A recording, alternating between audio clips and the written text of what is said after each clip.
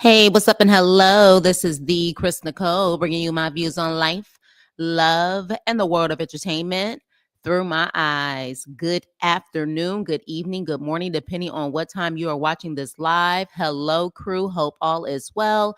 Make sure you hit the like button on the way in. And this is my review on The Real Housewives of Atlanta, season 16, episode 3. High notes and cheap shots. If I had to rate this episode, I would give it a solid C. It was okay, but honestly, the more layered and personable stuff kind of caught me more or gave me more attention, or I wanted to focus on that more than the actual petty drama. I like the fact that we have girls this year that are bringing layers. It's not just the drama, but they actually have, real stuff that's going on in their lives. So I can appreciate that. So we start off with Britt, honey. And I don't know what's going on in Atlanta, but why does it seem like everybody on this show, it looks like their breast hurt? Why does everyone's breast look like they're like in pain? Like if you took like a pin cushion or a pin or something, like it's just gonna pop. Like everybody's breast looks so freaking uncomfortable. Portia in that dress she had on, Britt, I don't know. It just looks a little painful for me. But we're at Britt's house and she is having her in-laws over for dinner. And her husband Mike, I don't know if he's uncomfortable in front of the camera or there's something else going on. I don't know, y'all. But he seems to sometimes not be there. And I don't know if it's a shyness about him or there's something else going on. Y'all let me know what y'all think about that. But with that being said, I do feel like the whole Ruben personal assistant butler thing was a little bit too much, but that's typical Atlanta behavior. But Mike wants a kid. She wants a ceremony. And so at that point, she actually goes downstairs with her sister-in-law. And I actually like the fact that she gets along with her sister-in-law. They seem to have a really deep conversation. So I definitely appreciate that. We find out that her father passed in 2015 and he had a $2 million insurance policy, but they couldn't cash it because he passed in between jobs. Like this story was insane to me. Hey V baby, make sure you hit the like button on the way in.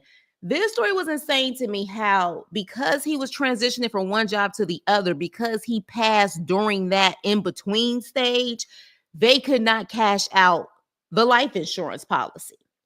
Okay. So this, I'm assuming, was a job policy versus his own individual policy. But that was mind blowing to me. So they went from possibly having $2 million to kind of live off of after the father passed to now having to do a GoFundMe for the father's funeral. So sad. I was just like, my jaw dropped when I heard this story, but that was her motivation to actually go into insurance because she was just like, she doesn't want another family to go through what she went through. So I was like, okay, love the backstory on the motivation behind insurance. And I like the fact that they are truly giving us layers of storylines and it's just not the petty nonsense. But we also find out that she's beefing with her sisters. I guess when she decided to sell the insurance company, her sisters was pissed off about that. She decided to go into business with her sisters. Y'all know family and business rarely go together. But when she decided to do that, they haven't talked since. So her sister-in-law was like, you are so like family focused, like, it's very shocking. So I guess this is probably going to be another storyline for her trying to make it right with her sister. So we'll have to see about that. So moving on, child. Portia and Kelly meet up. Baby, Portia was drinking that damn strawberry Hennessy margarita like it was water. She seemed like she was kind of in this nervous energy because she just kept moving around. She kept chugging that stuff. I was like, damn, like what is really going on here?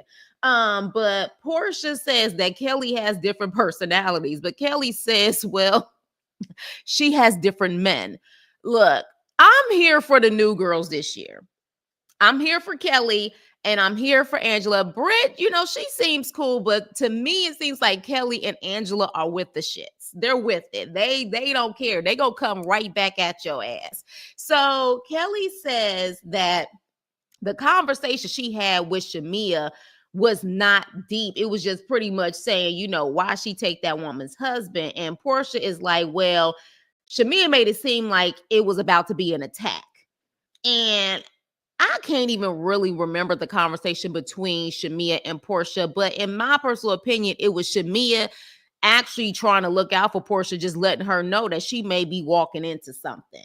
Because to me, in this situation, it's almost like you damned if you do, you damned if you don't. If she didn't tell Portia, it would have been a problem. Seems like now she told Portia, it's still a problem. So at that point, Portia is like, are you telling me, I'm saying, that my best friend told you to confront me at the birthday party? Because, of course, we heard that Shamia was like, you need to speak to her yourself. Like, if you got questions for her, you bring it to her. And I would have to agree with that. Like, at the end of the day, don't come to me, trying to have a conversation about someone behind their back. You approach her about the situation. Totally agree with that. But with that, you can already tell there are definitely some gems coming out that shows that Shamia and Portia are not friends. They're not besties. They're frenemies, pretty much. And of course, there's been some stuff that's come out just recently, pretty much Portia verifying that information as well. It is what the hell it is. And I really don't think it's for just the cameras only. I don't think Portia is a friend to anyone. Like, Portia is about Portia, and that's just it, bottom line. But with that being said, moving on, we have Drew in the studio. Like I said, the title of this episode is High Notes and Cheap Shots. I hope they ain't talking about high notes as in Drew, because hell no. Drew singing career is a hard pass for me. The track was louder than me actually hearing her sing for herself. I'm not feeling it, but I'm sure there are people who are feeling it. I'm sure people would love her stuff, but I don't know. I think she's better off with acting, especially in this shady ass music industry. Like, I don't know, but hey, to each his own. But with that, Ange, Cynthia, and Kenya meet her at the studio. And Angie pretty much was talking about how she met Oakley by in the elevator and they exchanged numbers, and how she said that when you live in an apartment complex, it's good for you to know the concierge or the front desk person so you're not wasting your time. And I said, see, this is definitely someone who's been a bachelorette pretty much her whole life, because we find out that they are each other's first marriage. So both of them, I'm going to assume, are well in their 50s at this point. I'm going to assume Angie is in her 50s, and neither one of them have been married. So I actually like that story because it just really shows you not to ever give up on love. And people who've been bachelors or bachelorettes their whole lives can end up finding love. But with that, Kenya asks her about Dennis. And Drew is like, well, it's been a lot of attacks on me, when it comes to these ladies playing the victim. And Kenya is like, girl, bye. You were wrong with how you handled it. And Drew claims she tried to she texted Portia multiple times. But my thing is texting someone and making it very clear what you need to discuss. Like, because if I'm busy, people can text me and I may not get back to them right away. But if they give certain details that make me kind of raise my eyebrow or make me say, I need to call this person, then I'll make time. So the fact that she just kept saying, Portia, Portia, Portia, or hey, I need to talk to you, has she said something like, look, I'm trying to work with Dennis as far as my music career is concerned, but I wanted to talk to you about it first. Please give me a call. That would have been something totally different. But again, like I said, Drew is passive aggressive, and she act like she don't know what she doing, but I do think she know what she doing. B Baby said they said she younger than Portia. I don't believe it. Who younger than Portia? Angela?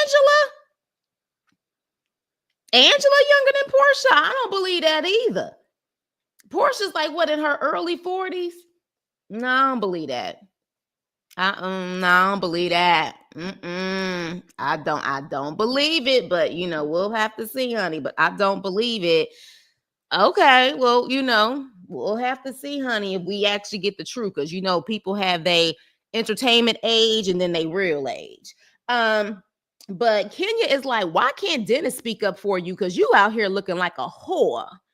And Ange speaks up about her convo with Shamia and how Shamia is like, I didn't say if they were effing.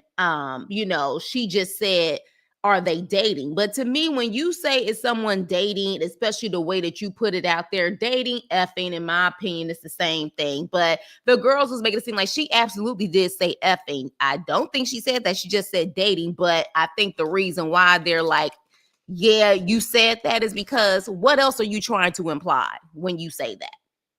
Are y'all effing? Bottom line. So at that point, we see Shamia, and Shamia definitely is probably going to give me a love-hate relationship this season, but I love the vulnerable side of Shamia. Shamia talks to her sisters about her babies and how they have been her support system, and she talks about, a surrogate, because she was talking about expanding her family, of course, but she has had, so much complication with Shiloh.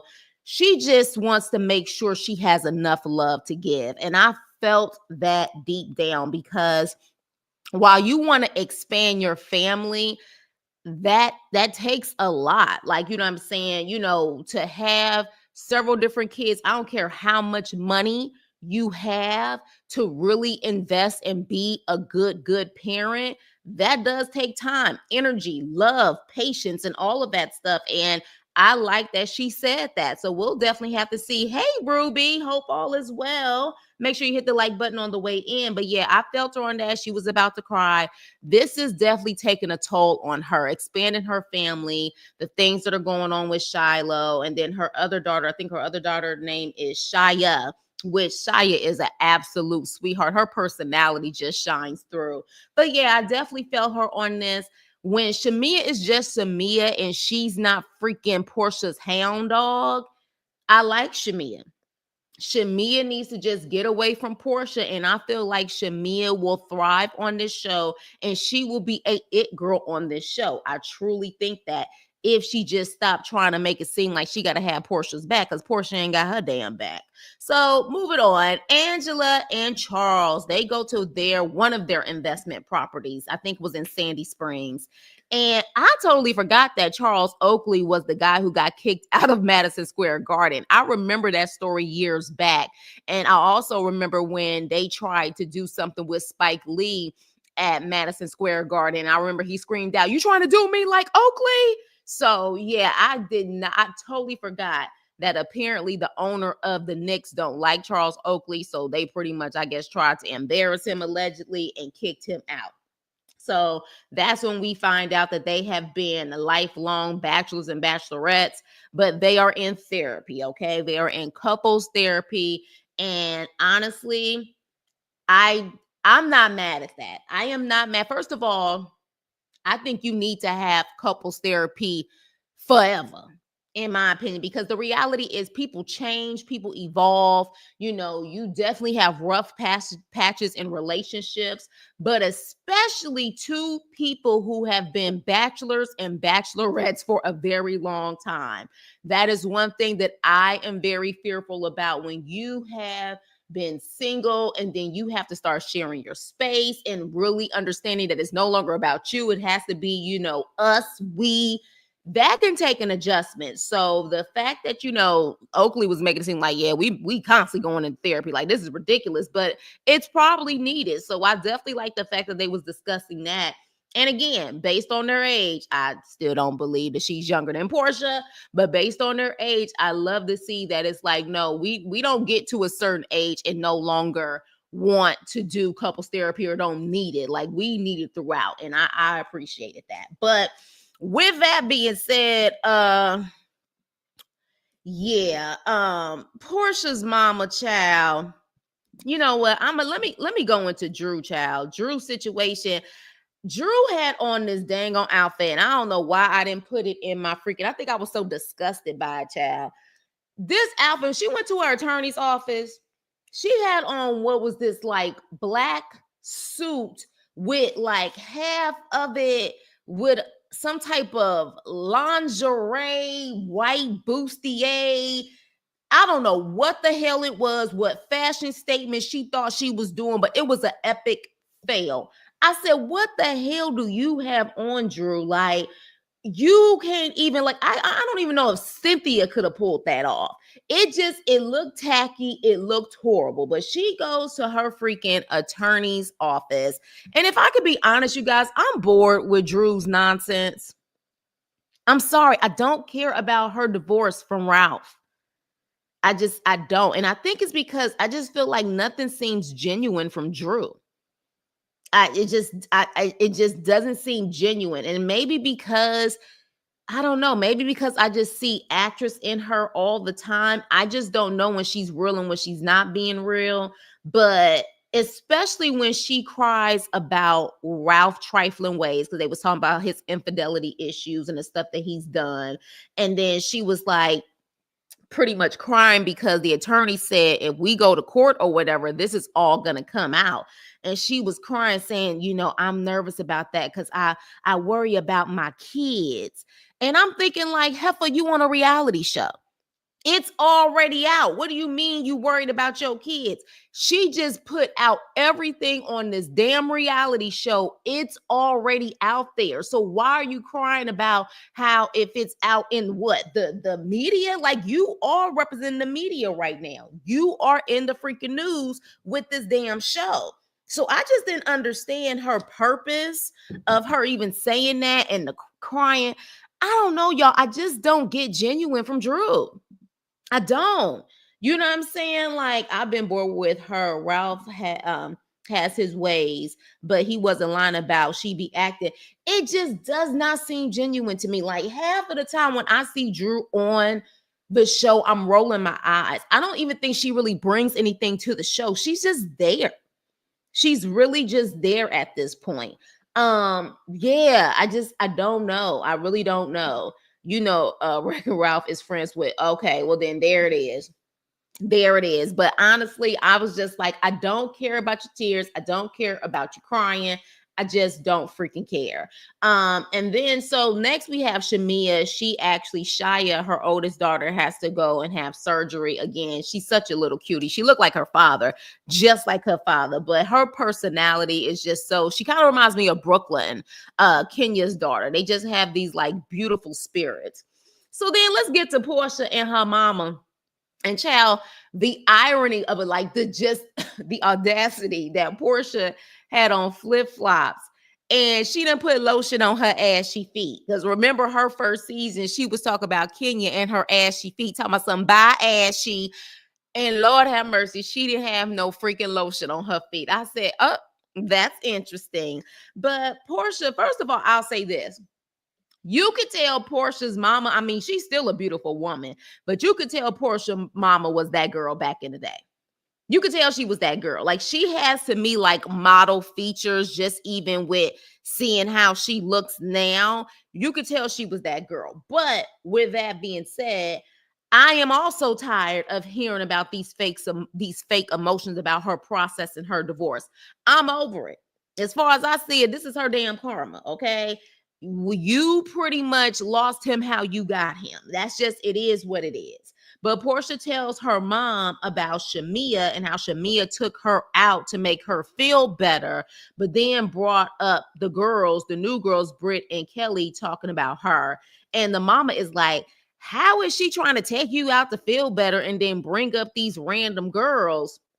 That don't even make no sense. And pretty much saying, beware of, I'm saying, someone who's bringing, I'm saying, dog bringing a bone to you. And I was like, okay, well, maybe she is the new bone collector. But here's why I say you damned if you do, you damned if you don't. Because if Shamea didn't say anything to Portia, it would have been an issue, right?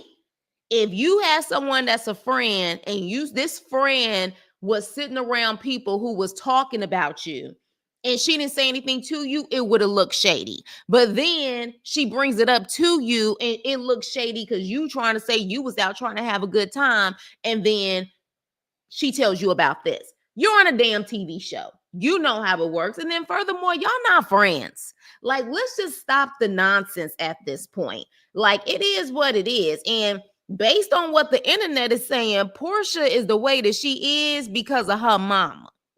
They say her mama enabled her behavior. Okay. So I don't know how true that is. Cause again, I really have never been like Team Portia to really invest in seeing what goes on. But at the end of the day, that's what the internet streets is saying, that allegedly Portia's the way she is because of that mama of hers. I said to say, yeah, you could tell. You could tell she was that girl. She gives me Beverly Johnson, Pam Grier vibes. She's like a mixture of both to me. Like when I saw this picture, I said, yeah, she was that girl. She was that girl. Oh, hold the hell up, V baby. Are you serious? Where the hell was I? Wait a minute. You saying that allegedly Portia went to R. Kelly's house? Is that what you telling me right now? At what season was this, and what the hell did I miss? What? Child, oh my gosh.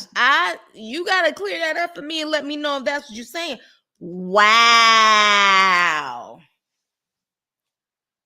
And this was allegedly after all of the rumors and the videotapes and stuff like that from R. Kelly. Like this, is that the case? OMG. Well, look, you do have mamas out there, and not saying that Miss Diane is one of those mamas, but you have mothers who are out there where the whole sole purpose is for their daughter to find a man to not only take care of that daughter, but to also take care of them. I mean, we've seen it time and time again. Wow. Wow. Okay. Well, that definitely shit. Y'all done caught me off guard. Okay. I'm side-eyeing all of that right now. Child. That's quite interesting. Now, I really want to know how Portia actually feel about that shit. I really want to know how she feel about that. And would she allow Pilar to do the same thing? Now that's interesting in itself. Child, y'all caught me off guard, but let's continue to move on, honey. So at the damn Balmain event, first of all, I like that it was a mommy and me event. It was Kelly's event, okay? These Betties, these biatches, these Betty biatches beefing at Balmain, okay? I was just like, seriously, do not do the ghetto shit over here. But of course, you know, this is the Real Housewives, so it is what it is. And Angie, first of all, I did love the yellow that she had on. She looked absolutely gorgeous. Angie plans to talk to Shamea, okay? And of course, Drew plans to talk to Portia. So before we see Angie talk to Shamea over there clowning Angie's nose, saying that it's a retro nose from the 90s, honey. And let me just be honest with y'all. I'm like, are we at a point with plastic surgery where everybody and their mama getting plastic surgery at this point where now the new shade or the new read is you talking about how the surgery is retro and needs to be updated? Like, are we getting to that point? Like, what are we going to start hearing now? That's a retro BBL. That's a retro breast job. Like, while I was understanding that she was trying to give a key, I was kind of like, oh gosh, like, are we really at that point in 2025 where a read is you need to update your nose. Like, you need to update it. I was just like, this is interesting, but that also just shows you how plastic Atlanta, in my opinion, has become. That it is pretty much like the Black Hollywood, where it's nothing for people to get a nip and tuck. It's nothing for people to sit up there and get multiple surgeries. Like, it is what it is. Like, if you a plastic surgeon, I would say that's still probably one of the top places to go: Atlanta, Miami, and LA. But with that being said, I love that Kelly brought OI to the forefront. It's about, like, I think it's brittle bones disease. Never heard of. I heard of brittle bones disease. I just didn't know how severe it was. But when she talked about it, she said her oldest daughter, she took to the doctor because there was something going on with her arm, but two police officers, child, blocked her from, like, going in, because I guess maybe they thought that she was abusing her child versus her having this disease. But then the doctor kind of looked and realized that, no, your daughter has OI. It has nothing to do with her, you know what I'm saying, doing a freaking Penny's mama on Good Times. Like, she actually has a disease. And she said, I think all three of her children, because she has the twins and she has the oldest girl, I believe, they all have it. It's generic. And I was like, wow. Never knew, never really heard about the disease. I don't know if it's something that kind of focuses more on the African American community, kind of like how sickle cell does. But it was definitely interesting to hear her talk about it. So again, appreciate the layers that they're bringing, and it's not just the drama. But Angie tries to talk to Shamia, child, and Shamia has the audacity to say, I would love to meet Angie and not Drew's representative. Really, Shamia? Really? As much as you sit up there and go ham when it comes to Portia and unnecessarily try to defend Portia, the audacity of you to say that. I was like, is this a Chicago versus Atlanta thing? Because, you know, of course, Angie and Drew are from the Chi, and then Shamia and Portia are from Atlanta. So at that point, though, I had to say Angie was with the shits. She was with the shits. And so Angie was like, no, that was me. That was me. It wasn't Drew's representative. It was me. And Shamia's like, oh, well, then I don't need to talk to you. And Angie's like, okay, fine. She was like, you know, you a little mean girl, Shamina. She was like, you're a mean girl, Shamina. And she was like, it's Shamia. She was like, Shamina. And then Shamia was like, with your 99, 2000 nose. And Angie's like, okay, Flavor Flav. And she was like, can you get your nose out of Portia's ass? I said, well, damn, Angie. Angie was with it. She was coming back with it. And see, that's my whole thing. If you're going to have people who going to sit up there and give insults, have somebody who's with it who can give those insults back. And so it seems to me that Angie about to give these heifers a run for their money, just like Kelly is. Kelly was with it. She kept going back and forth. She was like, Flavor Flav, all of that stuff. But yeah, the problem is they was in the damn plaza. For those who don't know, Lenox Mall, which has had a lot of drama happen for the past couple of years, but like diagonally right across from it is the plaza that has more of the upper, classier, you know what I'm saying, like Balmain, for example. They have those stores there. And it's really quiet usually in there. So I'm sure they definitely brought all the drama, all the loud BS when it came to the Real Housewives of Atlanta. So, you know, at that point, Shamia was like, she looked like LaToya Jackson. And she was like, I mean, I like the Jacksons. And then Britt was like, she low-key looked like LaToya Jackson.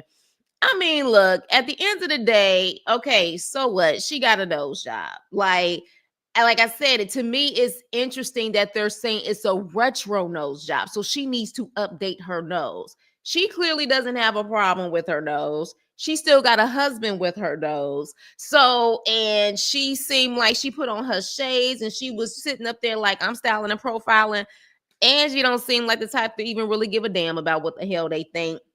So it is what it is. But yeah, I was just kind of like, are we talking about freaking noses and retro noses? People online found Angela's baby picture trying to find her old nose. Wow. Wow. Well, then if that is the case, then we need to sit up there and see everybody's before and after pictures before surgery. You know what I'm saying? Like, because we know Portia done had work done. I think didn't she admitted she got her breast done. No telling what else she done got done. So, that's what I'm saying. Like at this point, you probably will be in Atlanta and you don't know who got what unless you knew them beforehand. Nene had a nose job. So, I don't know. That's why I said, are we getting so plastic at this point where people start clowning about what's the upgrade on your surgery?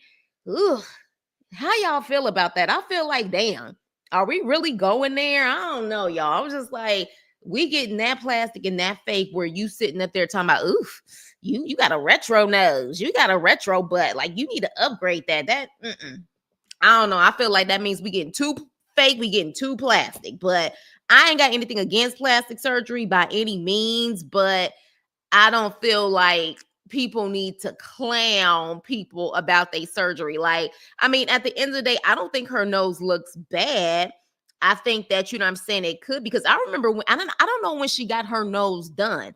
If y'all remember when Nene first got her nose done, it was a big difference and it looked really weird. But again, it was because we had saw her nose before. But now her nose just looks like her nose. So I don't know if she just recently got her nose done or whatever the case may be. But hell, if she happy with it, why does it even freaking matter? But with that being said, of course, Portia come over there because, of course, it's about her. Hey, Trina, it's about her. And she was like, I heard you talked about some physical stuff. She was like, yeah, I talked about her nose. But I'm like, based on the edit, you was already talking to Portia about her nose even before that. So why y'all playing stupid if that's the way we're actually seeing it? And then Kenya was over there and she was like, why are you talking about her nose? And Portia was like, she called her Flavor Flav, tit for tat, they even. She didn't call her Flavor Flav until she started talking about her nose. So, like, at the end of the day, Angie went there because Shamia went there. But of course, they don't ever want to see what they do. They don't ever want to be held accountable for their actions. But with that being said, though, we have Drew trying to talk to Portia. Okay, because apparently she got a freaking text message from Portia about them being able to talk, or they need to talk. So Drew said, hey, Portia, you wanted to talk? Portia coughed because she thought like she making it seem like she don't feel good, but then try to make it seem like Drew was trying to be demanding, like she was trying to make a demand about them talking. I didn't see that. And Portia at this point is starting to work my freaking nerves. Like, girl, you are putting so much extra on stuff. Like, and to me, it is the battle of who is the better victim. Is it Portia or is it Drew? She just simply said, hey, you want to talk? But she felt like, I guess Drew was bold enough to just say something, period, because her sister was there. Ain't nobody got time for this shit. You either want to talk or you don't. You know what I'm saying? Thank you, Trina. I'm just like, stop doing all of this extra nonsense. I did not see her be demanding or anything. She was just like, hey, Portia, you want to talk? Whatever the case may be. Not this week. I don't feel good. Girl, bye. Like, I feel like Portia wants Drew to kiss her ass. At the end of the day, I feel like both of them, I lower shit. Last week, y'all was saying Drew not in the wrong. I think both of them could have handled the situation better, but I think it's the battle of the victims at this point. Who's going to be the bigger victim in the situation? Because even when Kenya and Cynthia was like, you're wrong for how, the situation happened with Dennis, and they gave an example of how when Kenya hired Leon, which is Cynthia's baby daddy, she actually went to Cynthia first to get her blessing from it. And, it just went from there. Even Drew still acted like she didn't understand what was going on. And I can't stand that whole victim, damsel in distress, the blonde, I'm dumb, I don't understand what's going on. I just don't get it. Thank you, V baby. Thank you, Trina. And like, talk 20 on 10, talk and get it over with. Yeah, like adults. Like adults. But again, we're on a freaking TV show. I'm really over the talk between Drew and Portia. If it's going to happen, it's going to happen. At the end of the day, it seems that Dennis is going to make his way on the show, whether she likes it or not. And Drew needs a storyline. It is what it is. She needs a storyline because I don't think really people care about her ups and downs with Ralph. She needs something. So she's trying to promote this music. You know what I'm saying? That's it. That's all. Drew, and I think that's been my issue. Drew don't really ever have no strong storylines. She's there. She's a filler.